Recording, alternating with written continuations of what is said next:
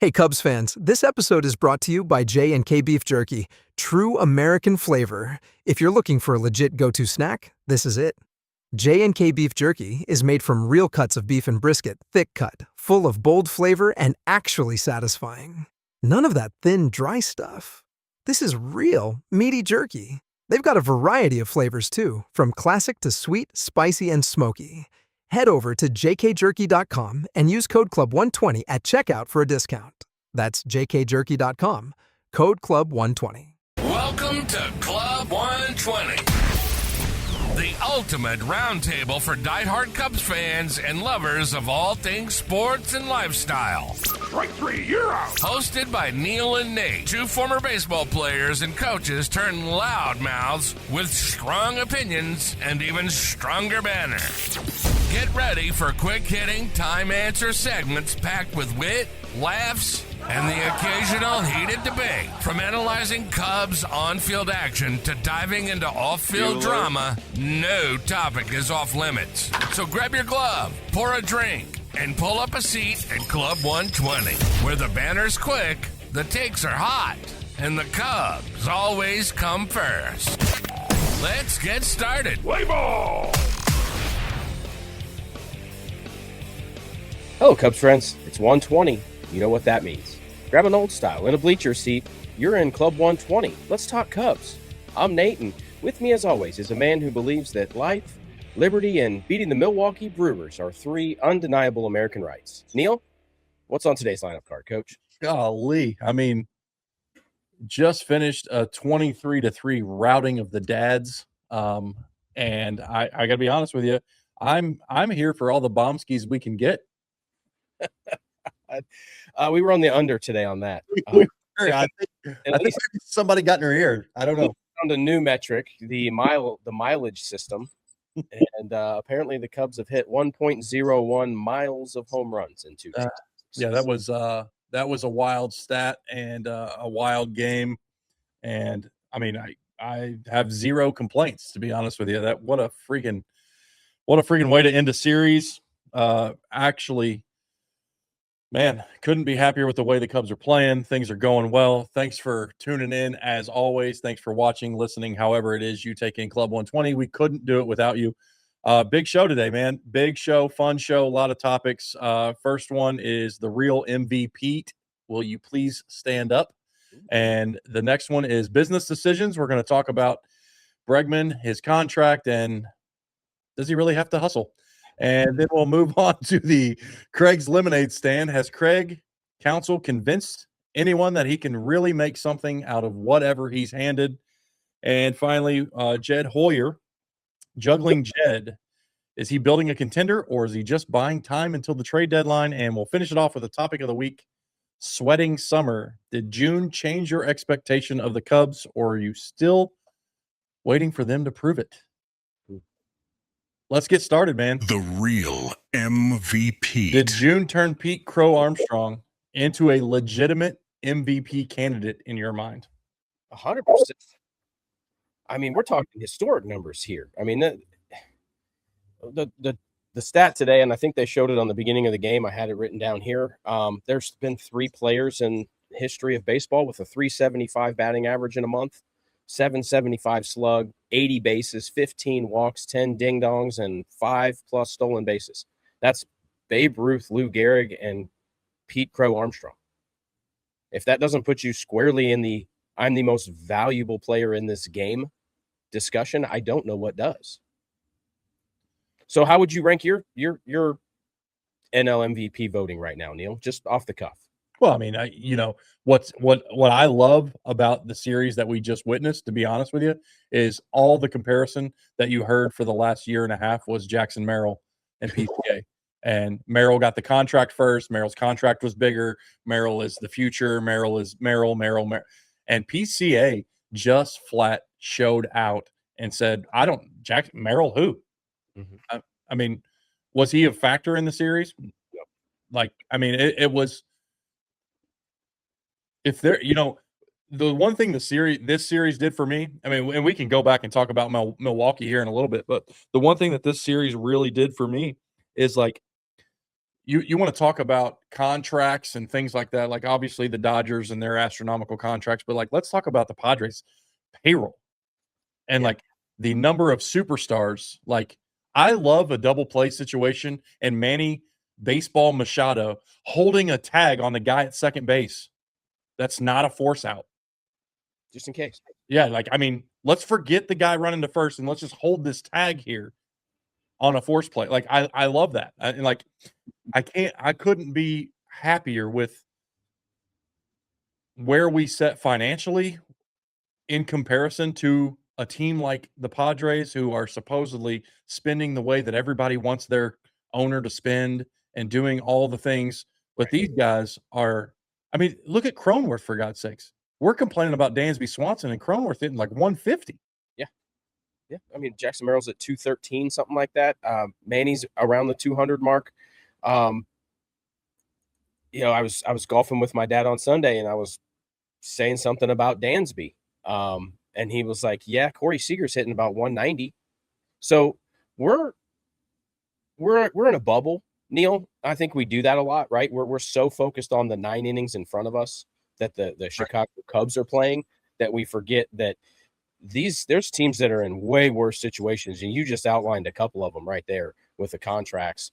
You know, and could you imagine? I think I sent this to you the first series from playing the Dads. Could you imagine still having 7 more years of Manny Machado? No, I mean, Manny reminds me of like Manny reminds me of what the frustration that the Cubs fans see with Alex Bregman does not, it pales in comparison to how frustrated Padres fans must be with Manny Machado. Like, yeah, I mean, you know what's funny? I was just out there, so I did catch a game while I was out there, and I don't know how this turned into a Padres segment. We were trying to talk about Pete, but we'll get there in a second.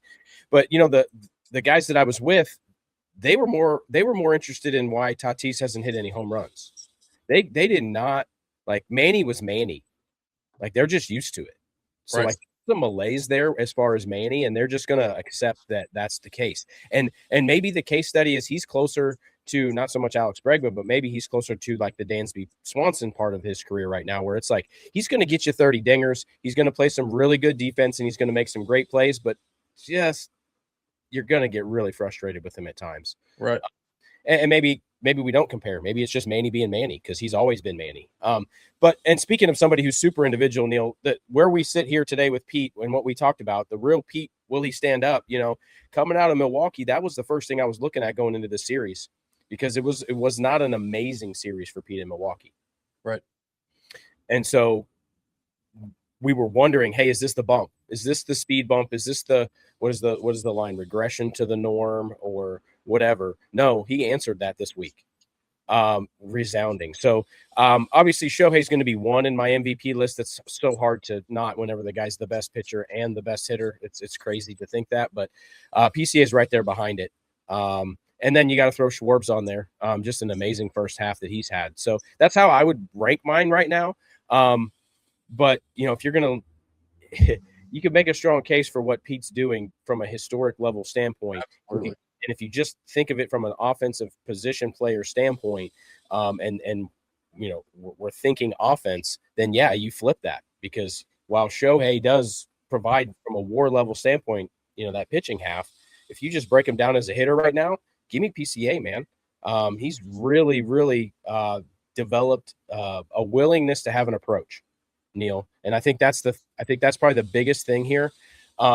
Foundationally that says, hey, this is going to stick for me, is that he's open and willing to grow in the game.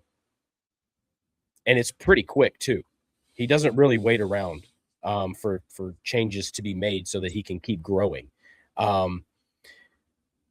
Where would the Cubs be without PCA today on July 1st? Not where they're at, I can tell you that. And I mean, here's what I mean, and you can't ask for more than this. Like, is he the MVP? I don't know. You just named a couple guys that are probably going to get voted ahead of him. But you know what? He's made his way onto the ballot, which is all we can ask. Like, PCA should be on the MVP ballot, whether he gets it or not. Like, you make your way to the ballot, like you're doing something special. You're doing something right. And PCA's earned every bit of that. But like you said, we saw it last year. We saw the regression in the second half. I don't know. I have to think he's going to end up being a coach's pick or however that works on the all-star team.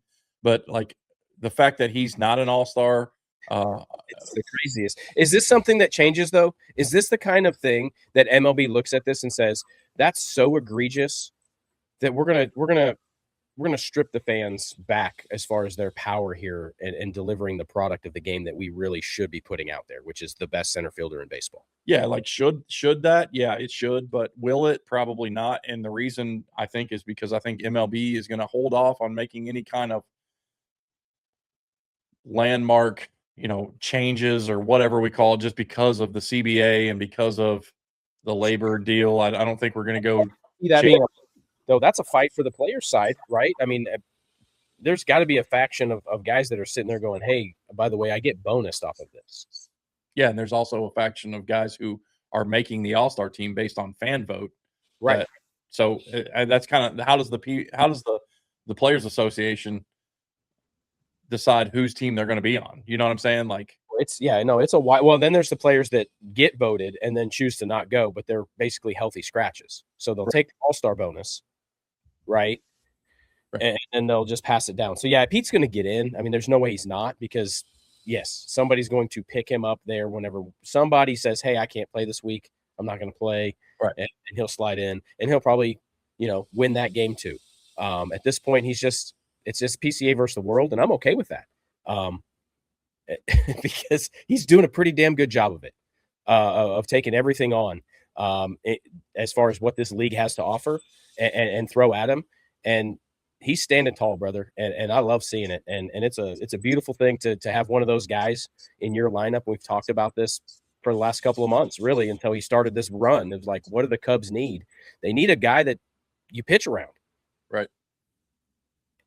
All right. So while Pete is earning every bit of praise, there's another star sparked in a very different conversation this week. Business decision. Has Alex Bregman's contract earned him the right to make business decisions on the field? All right. So let me read the quote, and then we'll dig into it here, Neil, because we didn't put a bunch of stuff out here on this throughout the week when it hit the internet waves. Right. But we did put a bunch of stuff out on Alex Bregman this week. So we didn't hit on this point, and I think it ties it all back up so nicely. So here's the quote from Alex Bregman. Yes, and I've also had 10 soft tissue injuries running down the first base line specifically. It's kind of some give and take. But at the same time, I obviously wish I would have beat the throw. He said that to Jesse Rogers. Right. So that's the quote. My first reaction here, Neil, is this. Well, maybe if you didn't put your head down after every swing, you'd beat out a few more throws to first. I don't know if the business decision there, Neil, started. It definitely didn't start halfway down the line. I can tell you that. No. It started when he didn't hit it good. Right. And then when you saw the bobble, you all of a sudden put it in the second gear. So, and I'll be honest with you, I don't know that we're having this conversation if you didn't put it in second gear. Or if he just jogged it out. Right. Like, would anybody be able to say, like, that would be subjective at this point? Like, would anybody be able to say, well, he wasn't going that hard? And then he came out with this comment, I've had 10 soft tissue injuries. So listen, when I know what the 3-hop chop, I'm jogging it. And like but like, I think he's jogging it and then he sees the bobble and then puts it in high gear. And it's like, well, why did the business decision then go out the window? Like, is it a business decision or is it not? Right. Well, yeah. Why'd you give up the first few steps? So, the quote itself to me is a cop out. Like it is what it is. It's, he's got to find a way to spin the fact that it looked bad. It's a bad look. And for someone that's got so many puff pieces and so many garbage segments on being a leader in the clubhouse, it's a bad look. Like, it's mud on your face, dude. Like it. Yeah. So, when does experience become wisdom? and when does it become an excuse? And I think you kind of hinted on that. So I think finish that up there.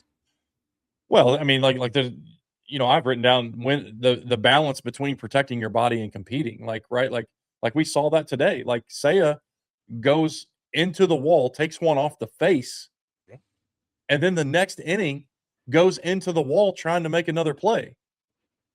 And like I'm literally screaming at the television, like, just play it off the wall, dude. Yeah. Like, why are we going into a brick wall up 9-3? Yeah. Trying to make a play that you just got hit in the face on. Like, and there's business decisions made all around that park, more so than any other park. 100%. So we saw one with Kevin Alcantara last night. And I said, hey, we're getting the full experience. I was joking, but the reality is he made a business decision last night that said, hey, I'm 24 years old. I'd like the rest of my career and I'm not getting paid yet. But to me, that's a whole nother issue. Does the paycheck warrant, back to the first question, does it allow you the ability to make business decisions? Has Alex Bregman earned that right versus a Kevin Alcantara last night where we make a joke about it, but the reality is we would love for him to lay out? I think it's the other way around. If you're asking me, I think the paycheck comes with responsibility to do the right thing, like to respect 90, to bust your ass down the line every time you put the ball in play because you're getting paid to do it. Like, that's just me. But like to me, Kevin's excuse was different than that. To me, Kevin's excuse was, I've played this position all of 6 innings this year, and I'm not real comfortable or familiar with where this wall comes out. Yeah. Like, sure. No, I don't. When the guy goes into the wall like that, Neil, I'm like, what are we doing? Every time, even when it's our guy, it's like, hey, that's a great job, but don't do that again. Like, we understand that there's 100%, right? And then there's a line of being crazy and stuff that, changes your availability. I think guys like Ian Happ are very good at, if Ian Happ is going to that wall, he's going feet first. Mm-hmm. And that's something I don't mind. Like, I've seen Ian make a play with his knees up against that wall. Yeah. And I just think, I think Ian's like, I'm not laying out here, but I'm also going to try and make a play. Right. So not to bog down here, here's the thing. We come from playing and coaching. We also never made millions of dollars doing this. So we did it for the love of the game. It's 100% for us all the time, right? That's what we expected of ourselves as players. We expected that of ourselves as coaches, and we expected that from our players, right? If a kid dogged it down the line, bench, buddy. Like, this is quick. We're teaching lessons quick. Right. So that's where we come from.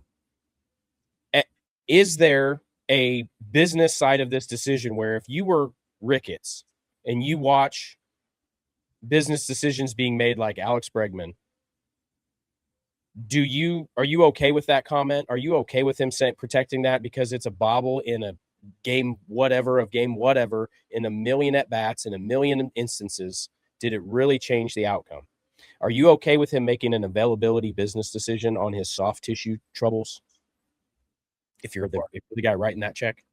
Well, there's 2 answers to that question, and I don't know that either one of them are going to satisfy you, but the answer in the moment is much different than the answer after the ball game. The answer in the moment, when that would have extended the inning, right? That would have given us first and third, I believe, with 1 out, where a sac fly scores a run. Mm-hmm. Instead, we end up on third, 2 outs, and I believe we pop out or fly out the next at bat, and we don't get a run. Right. So the run probably would have scored. Now, you can't say that the same thing would have happened at the plate, Yeah, sure. But so in the situation, that's frustrating because in the situation, I want you to, and it's a rival. You're playing the freaking Brewers, dude. Like, why are we not busting our ass down the line every at bat, it doesn't matter. Like, you're playing the team leading the division. That's been the standard of the division for the last 3 years that we've been playing chase to. Right. And to me, like, so there's the situation in the moment. We end up winning the game. So to me, it's a non-factor. It doesn't matter. Like, it doesn't matter. We won the game. Mhm. But it's worth a conversation. Like, hey, look, we got away with one here, but in the future, I expect that we're going to, as Joe Madden would say, respect 90. Right. Well, he made another business decision the next night and went after a 3-0 pitch. So I feel like some decision, maybe it's just the decision making. And here's my thing, and maybe this is where he just needs to come to the grips, because nobody takes a called strike harder than Alex Bregman right now. Like, it's every strike wears on the dude. Like, it is insane how much stress just a slider away, Right. hurts his feelings. Like, especially if it's borderline. Like, then that you can tell, like, his brain is just working. Like, he is not having fun right now. There is no fun, and he's just not behind the ball. And so he's just real jumpy. I just think that we might be a little deeper than, is he behind the ball and out of the slot? I think he's just out of his mind right now. And I don't mean that crazy way. I think it's maddening him right now why he is not performing at the level that Alex Bregman expects. No, I completely agree with you. Let me ask you a question. If PCA gave the same quote, would fans react differently? 1,000%. Holy cow. I mean, they would have had to pause Twitter. Elon's just like, hold on. Whoa, pause. Just like the stocks. We just have a run here. We're going to stop it at 10%. Hold up. We're just gonna shut it down for the rest of the Imagine if Pete was like, but you know what's the craziest part is that Pete has had some bonehead moments over this last 2 months, and he has stood in front of that mic that night, and wore it, stood up and said, I'm a man. I'm going to take care of this. It shouldn't happen like that. It was a lapse in judgment. It was a lapse in character. It was a lapse in just being a good baseball player today. Like, he had some of those. Like, he had one today. That was just a dumb baseball defensive decision out there today. Yeah. Stayed in the moment, and next time up, he made up for it. So, the internet would break if PCA said, I've had some soft tissue injuries, so I'm kind of not going hard today, folks. Right. Whew, I couldn't imagine, brother. Wow. Okay, so speaking of making the most of every opportunity you've got, let's talk about Craig's lemonade stand. Craig's lemonade stand. Has Craig Counsell convinced you that he can make something out of whatever roster he's handed? Well, I mean, you said it this week. I don't even know who our pitchers are anymore. I mean, it's so true. I have no clue. So I'm tired of looking them up. I'm tired of researching who is this guy. When did we acquire this one? Where did he come from? AAA, or did we just acquire him from the dumpster? Yeah, I mean, it's a legitimate question these days of what's going on the transaction world. But Craig's making lemonade out of lemons, Neil. We've got 10 walk-off wins. With all of this going on, our pitching WAR is 2.8 right now. That's 27th in the bigs. That's bad, brother. That is some bad pitching. So listen, while I love your ambition, and I love that you're ready to just hand over Craig all of these flowers. Okay. I am just not there yet. And look, there's no Cubs related or Cubs adjacent broadcast out there that's harder on Craig than we are. In fact, I would say most Cubs related podcast shows may have one guy that's not a Craig guy, but then they have the other guy that is. Like, I think we are a rare in rare air, to use a old Chicago term.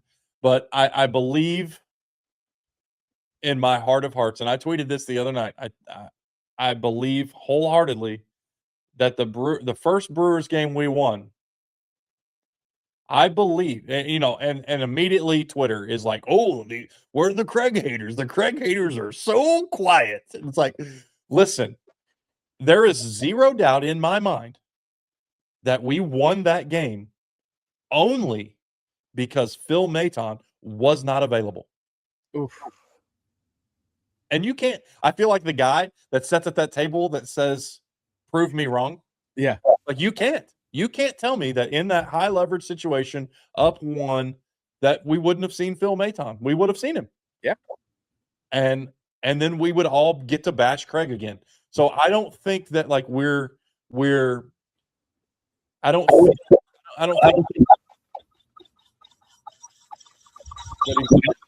making lemonade out of these lemons. I think that his decision making has been handcuffed. Now, saying that, there has been some moves and some things he's done in the last 3 days that he has managed this ball club differently than he has in the past. Mm-hmm. And I love what I'm seeing. It's interesting because he made a comment, coming out of the last week, and this is off the cuff, folks. This is we're riffing now. He made a comment last week about we just have to get through this, and this is the after effects of all that. And it was like they were coming off of this schedule and this plan. And you made a comment about being handcuffed and new guys coming in, no scouting reports, right? Limited access to data and for his trapper keeper, right? And he's flowing now. Like I feel like he finally feels like he has some assets, and we're hitting again. That helps. But he's got some workable assets down there instead of how many guys are leaving this clubhouse today instead of coming in that are worth a darn. So you got to be at least sipping the lemonade at least, right? Like you do see the fact that we are 11 games over 500 with an absolute mash unit on the injury list of hundreds of innings pitched that we're trying to replace. Yeah. So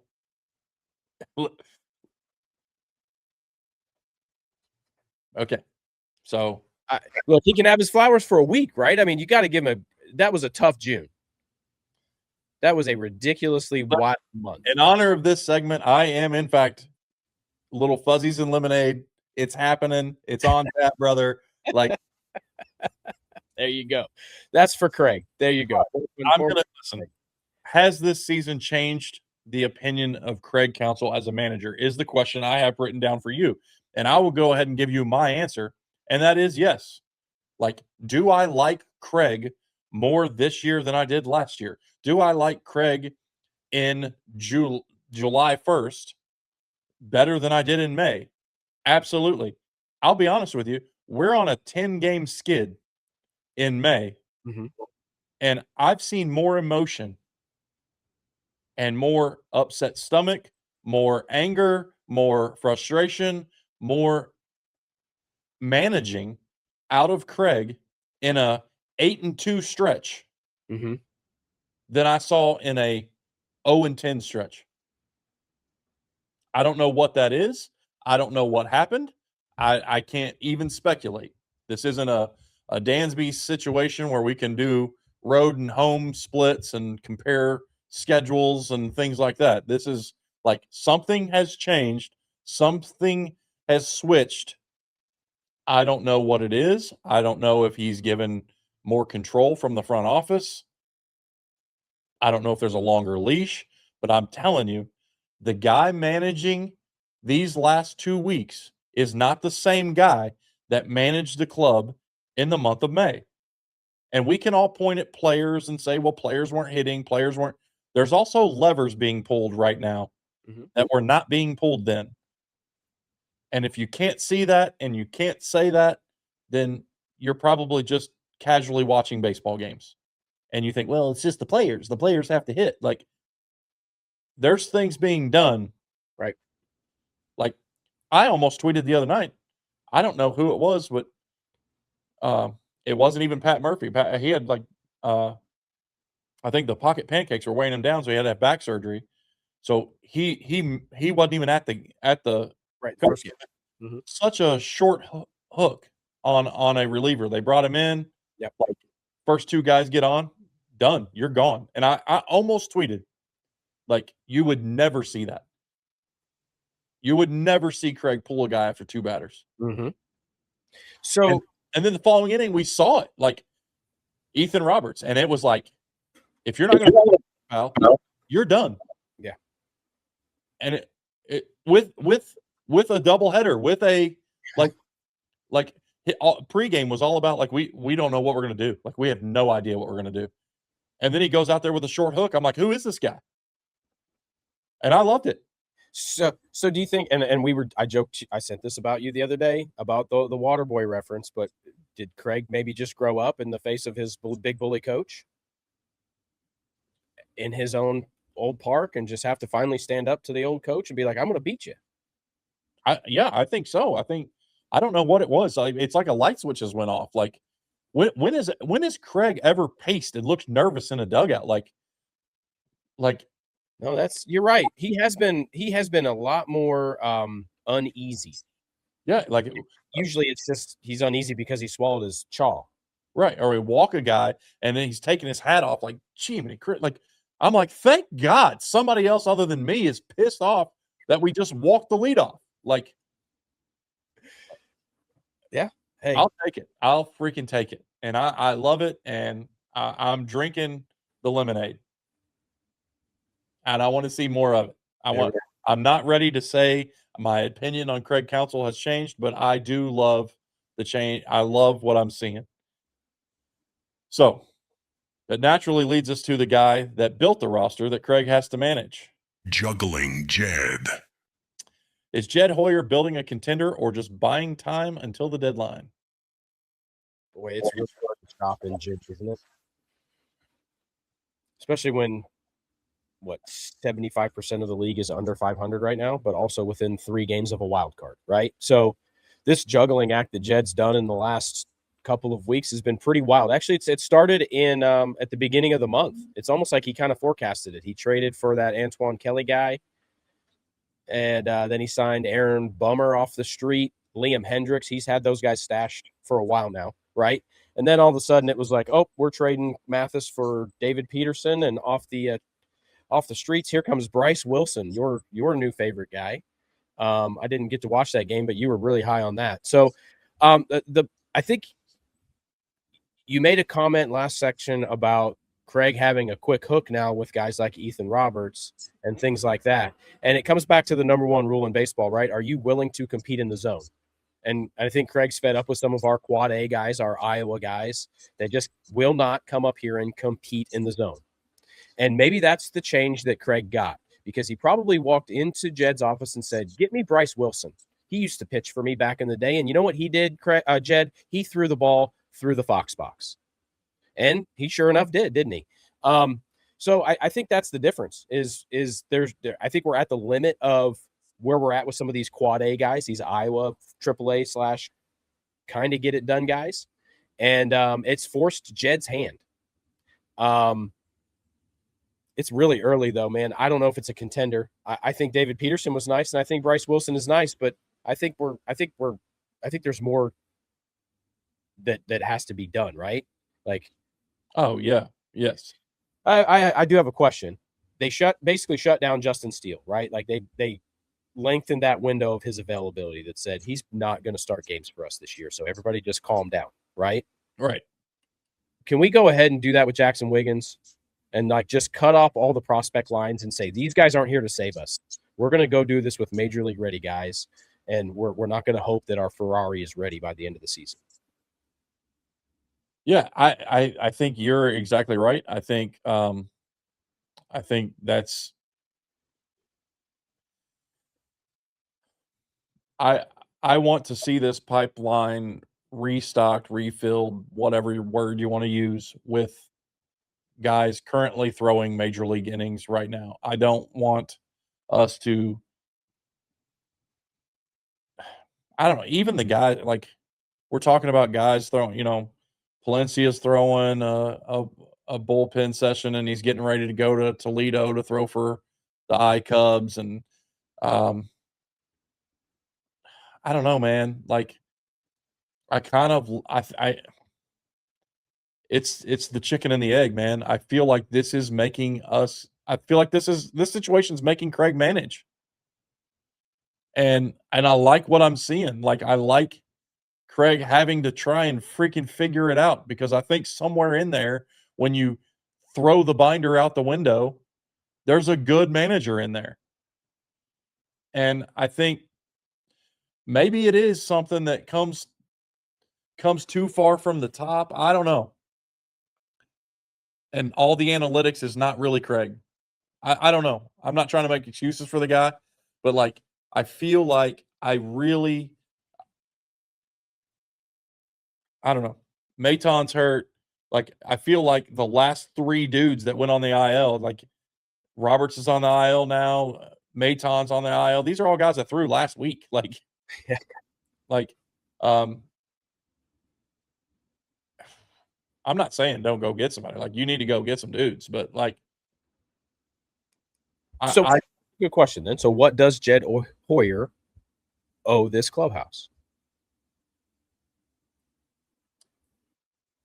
Well, I think the last 2 weeks, in my opinion, maybe even 3 weeks. I don't know how far we go back. I think it's a conversation that they need to have what they want. Like, what do you want, Craig? Like, I don't think this is a Jed decision anymore. I really don't. Like, I think the last 3 weeks, the clubhouse has earned the right to say, this is what we want.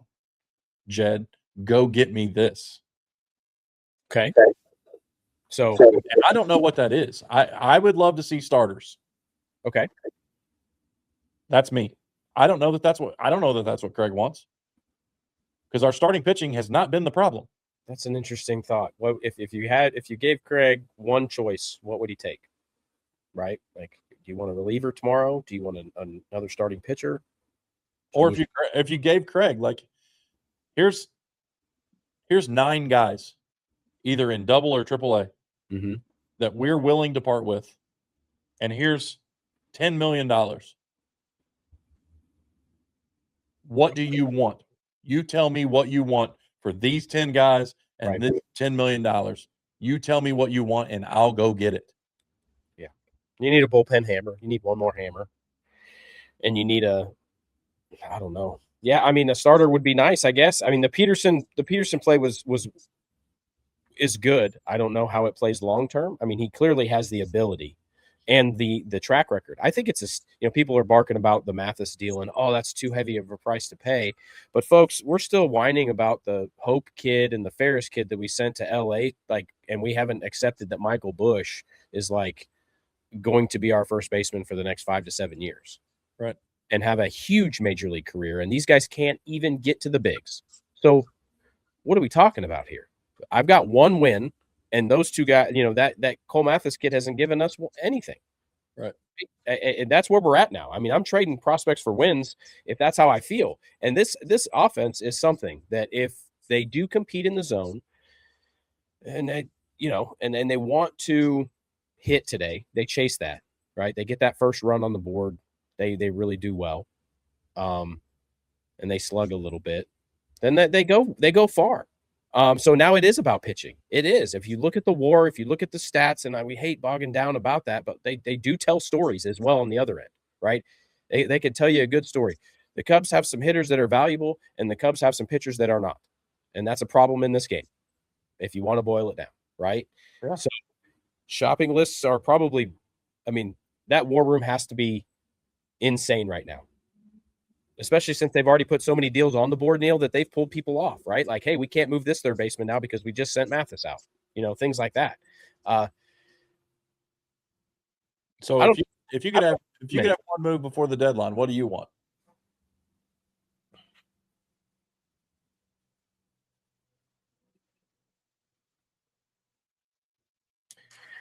I need a reliever.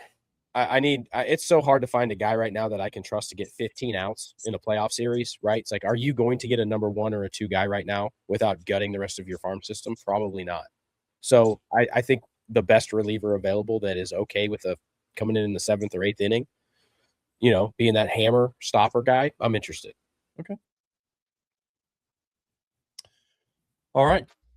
Well, that brings us to the biggest picture question. Sweating summer. Did June change your expectations for the Cubs, or are you still waiting for them to prove it? Oh, I said a few weeks ago they were 13 to 15 games over 500 at the break. Then I think we'd be in a really good spot. We've got 9 games to go, 3 series. So if we just win those series that are in front of us, Neil, that puts us at 14 over, right in the line where I felt we were at. So we own tiebreakers against Philly and the Padres, which is huge as far as the wild card is concerned. Winning in Wisco was massive as far as understanding how the rest of the summer is going to go for the division. I think you put it out there a few weeks ago and said, hey, we just lost focus on just winning these series. And since then, that's all we've done. And I think that's where we just need to stay. Just stay in the moment. We've got a wonderful holiday weekend here this weekend, a home series. Keep the party going. And they've been hungry for that, winning those series. So I like that. What's changed the most for you, your confidence or your concerns in the Cubs? Man, that's a wild question, and a great question, because my concerns are different than what my concerns were a month ago. My concerns now are staying healthy, keeping the roster that we have healthy. Like today, say it took a freaking ball right off the face, like, and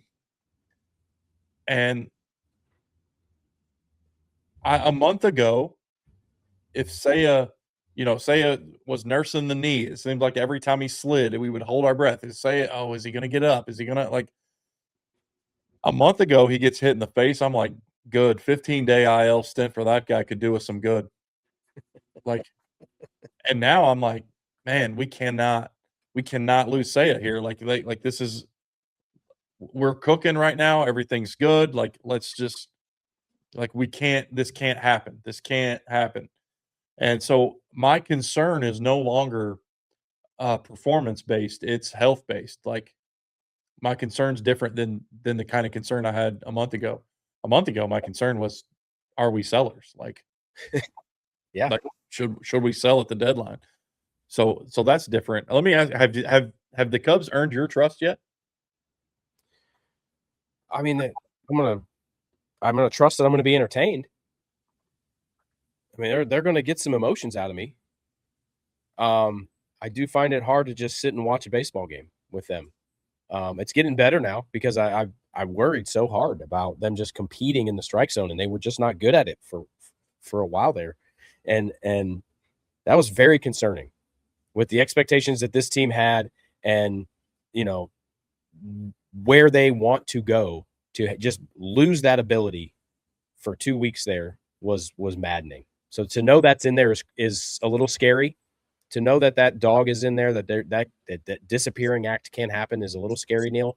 But there's been too much good out of this, even during the hard stuff, to say that I don't trust them to be a good baseball team. They might have a bad week. They might frustrate the heck out of you and go 0 for 18 in a series, and just with runners in scoring position and just absolutely drive you bonkers. But they're going to entertain you. And they're going to figure out how to compete somehow. And Okay. 11 games over with nothing. I don't want to necessarily turn this segment into one, but after today's outing, do you trust Jordan Wicks? No. Yeah, it was like he had the one good outing, and it was like, hey, maybe Jordan's going to turn a corner. But like, we're up 9-3, and it feels like we're just going to go ahead and put this one to bed, and then all of a sudden it's bases loaded, and they're one pitch away from making this a 6-3 ball game in the fifth. Yep. On a getaway day, and it's like they want nothing more to get out of town and get on the plane. Let's let them do that. Let's just get outs and get out of here. Instead, it's like, single. Like, good Lord. No, I think we're at the limit there with a couple of these guys as far as their ability to contribute to a contender right now. It doesn't mean that we're done with them. Nothing mean that. Look at Ben Brown. Right? We are in the same boat with Jordan Wicks as we were with Ben Brown last year. Is this kid ever going to figure it out? So we can't say that we're done with them. You have to accept what you are today and the ability to compete with the roster that you have now. And there's a couple guys down there right now that just aren't getting it done. And that's why Jed's shopping, right? And that's why Craig's pacing, because when you get to the end of that rope with a prospect and you understand that, hey, this was originally part of our 26 or maybe 32 guy plan, right? You don't plan for 26 guys. Attrition is going to happen.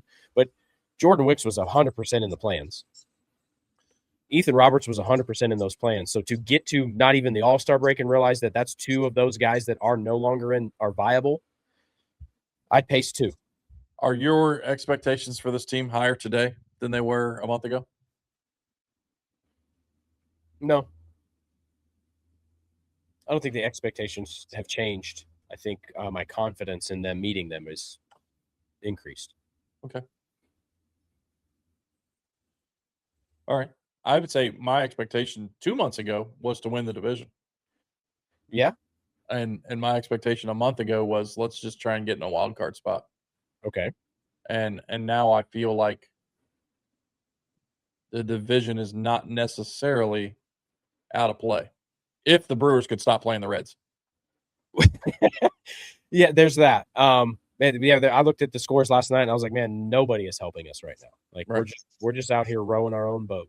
And you know what? We have to. But the good news is, Neil, is that there is plenty of NL Central action coming. We've taken care of the NL East. We feasted on most of that. We have a few games left there with Atlanta, I think, one more series. But, I mean, we've got a lot of NL Central here that's going to bring us home. So, you know, there's going to be plenty of fun here to discuss more of Craig and Jed and all of these guys and familiar faces and places. So I'm looking forward to it. It's going to be an exciting summer, Neil. The expectations are the same. We want to win the ball game, but I think confidence is riding high here heading into July 4th. Yeah, absolutely. Absolutely. All right, that is it for our show this week, and some news that we got to break here. Just a little bit of news on the Club 120 front. We are not. There will not be a Club 120 show next week, but there will be some new shows coming at you. So Nate is going to host a show called The Margin. Right. Chasing wins, not stats. A chance to dig a little deeper into the decisions that shape the baseball season, strategy, roster construction, coaching decisions. So a little bit. You want to give a little bit about your show? Oh yeah, no. This is it kind of came out of some of the things that happen in a game, and you're like, man, that's the 15th replacement pitcher the Cubs have used this week, and you're like, how many innings are we really relying on people that weren't even in our organization? So there's just how teams win in the margins, where they find value. There's value everywhere, but we don't want to think about it from a stats perspective. It's going to be great. A lot of fun, different angles, and maybe not the WAR and the ERA type pounding of the stats Bibles, but really where you find that extra edge. Yeah, and I'll have a show called The Pulse, beyond the box score. Every week we'll take a step back, look at the bigger picture. What's the mood surrounding the team? What's changing? What's the story beneath the headlines? Understanding where the Cubs are, not just what happened, but what it means and what it makes us feel. Yeah. So that's coming at you in the coming week or weeks, and then the following week we'll be back with the Club 120 show. But that's all for us right now. Thanks for tuning in. Thanks for watching. Be sure to like, subscribe, follow all social media platforms. And as always, club120show.com. That's it for us. Go Cubs, go. Go Cubs, go. This has been Club 120. Neil and Nate have practically spent their entire lives doing something centered around baseball. And with these guys, you're going to get quick-hitting, time-answer segments packed with wit, laughs, and, yes, heated debates. We hope you enjoyed the show. If you did, make sure to like, rate, and review. We'll be back soon. But in the meantime, you can find us on all social media platforms at Club 120 Show. And, of course, the website at www.club120show.com. Until next time, go Cubs, go!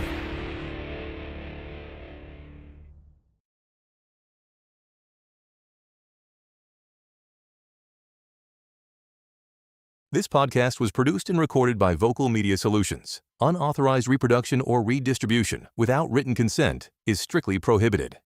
Interested in launching your own show? Visit vocalmediasolutions.com to get started.